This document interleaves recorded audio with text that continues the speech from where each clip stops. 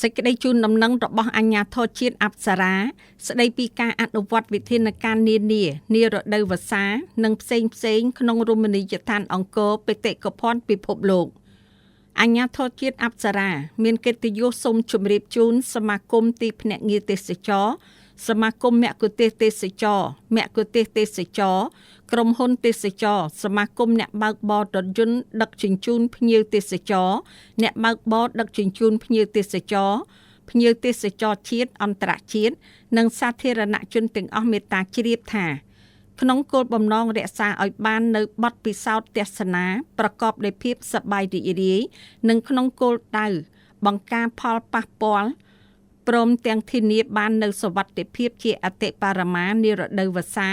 ជូនភ្ញៀវទេសចរជាតិអន្តរជាតិនិងសាធារណជនទាំងអស់ក្នុងដំណើរកម្សាន្តនិងឆ្លងកាត់រមណីយដ្ឋានអង្គរបេតិកភណ្ឌពិភពលោកអាជ្ញាធរជាតិអប្សរាសូមរំលឹកអំពីវិធានការគួរអនុវត្តមួយចំនួនដូចខាងក្រោម 1. សុវត្ថិភាពពីបាតុភូតធម្មជាតិគ្រោះថ្នាក់ពីដើមឈើសូមកុំចតយានយន្តគ្រប់ប្រភេទក្រោមដើមឈើនៅពេលខ្យល់កន្ត្រាក់ឬភ្លៀងខ្លាំងដែលអាចបណ្ដាលឲ្យសភាពដីទន់ជ្រាយខ្លាំងបង្កទៅជាការបាក់មែកឬរលំដើមឈើជាយថាហេតុប្រយ័ត្នផ្គររន្ទះក្នុងករណីមេឃខ្មៅធ្លាក់ភ្លៀងឬមានផ្គររន្ទះខ្លាំងសូមជៀសវាងការប្រើឧបករណ៍អេឡិចត្រូនិកនិងកុំជ្រកក្រោមដើមឈើធំ 2. ការរៀបចំខ្លួននិងសម្លៀកបំពាក់ស្បែកជើងគួរប្រើប្រាស់ស្បែកជើងដែលមានសភាពស្អិតល្អពីព្រោះថ្មប្រាសាទអាចនឹងមានសភាពរអិលខ្លាំងនៅពេលសើមអាវភ្លៀងនិងឆ័ត្រគួរត្រៀមអាវភ្លៀងឬឆ័ត្រដែលមិនមានចុងស្រួចខ្លាំងអាចប៉ះពាល់ថ្មនិងចម្លាក់ប្រាសាទនិងជៀសវាងប្រើប្រាស់សម្ភារៈទាំងនោះដែលមានស្លាកសញ្ញាតំណាងឲ្យការផ្សព្វផ្សាយផលិតផលគ្រឿងស្រវឹងផ្ទុយពីគោលការណ៍គ្រប់គ្រងបេតិកភណ្ឌពិភពលោកគោរពក្រមសីលធម៌ស្លៀកពាក់ឲ្យបានសមរម្យនិងអនុវត្តវិធានការផ្សេងទៀតដោយមានកំណត់ក្នុងក្រមប្រតិបត្តិអង្គរជូនភ្ជាប់មកជាមួយសេចក្តីជូនដំណឹងនេះ 3. ផ្សេងការការពារសត្វល្អិតគួរលាបថ្នាំការពារសត្វល្អិតដោយសាររដូវវស្សាអាចនឹងមានសត្វល្អិតច្រើននៅតំបន់មានព្រៃគោរពស្លាកសញ្ញាព្រមាននានាអនុវត្តទៅតាមស្លាកសញ្ញាឲ្យដំណឹងនានាជាពិសេសគោរពតាមការណែនាំរបស់ភ្នាក់ងារទេសចរ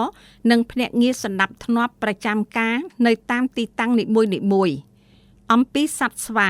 ជៀសវាងជាដាច់ខាតការផ្ដល់ចំណីនិងការប៉ះពាល់ផ្ទាល់ជាមួយសត្វស្វាពីព្រោះសកម្មភាពទាំងនេះនឹងផ្ដល់ផលអាក្រក់ច្រើនជាងផលល្អធ្វើឲ្យរំខានដល់ឥរិយាបថធម្មជាតិរបស់សត្វធ្វើឲ្យសត្វពឹងផ្អែកលើមនុស្សនិងអាចបង្កជាបញ្ហាសុខភាពធ្ងន់ធ្ងរដូចជាបង្កើនហានិភ័យនៃជំងឺការប្រឈមមុខដាក់គ្នារវាងមនុស្សនិងសត្វប្រកបដោយគ្រោះថ្នាក់ជាដើម